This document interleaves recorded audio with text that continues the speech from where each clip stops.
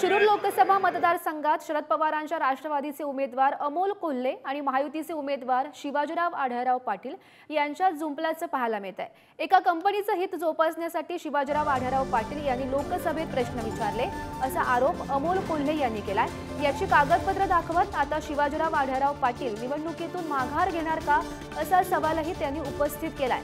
तर सादर केलेले पुरावे हे खोटारडे असून प्रतिमा मलिन करण्याचा प्रयत्न असल्याचं उत्तर आता आढळराव पाटील यांनी दिल्याचं पाहायला मिळत आहे। सोया माऱ्या करून नव्हे तर कष्ट करून मोठा झाल्याचं आढळराव पाटील सांगतात।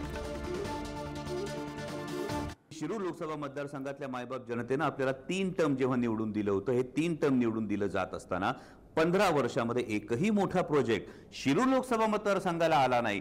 परंतु या प्रश्नांच्या माध्यमातून नेमका कोणता प्रोजेक्ट कोणत्या कंपनीला मिळवण्याचा त्यांचा प्रयत्न होता याचं उत्तर त्यांनी देणं गरजेचं आहे। आणि मी जसं म्हणालो तसं हा फक्त ट्रेलर आहे। या संदर्भातले संरक्षण खात्याविषयी विचारलेले हे एवढे प्रश्न आहेत,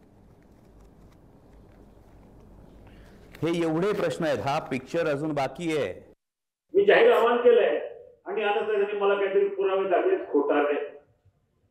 जहाज बांधणाऱ्या कंपनीचा माझा काही संबंध नाही। मला म्हणाले संरक्षण विभागाचा तुम्ही प्रश्न विचारले आणि त्यांनी जे इंटरनेटवर दाखवले त्याच्या ट्विटरवर ती कोवा शिपयार्ड कंपनीला इस्रायली कंपनीचे तंत्रज्ञान पुरवलं, त्याच्याशी माझा काही संबंध नाही। मी कशाला प्रश्न विचारेल तसं काही?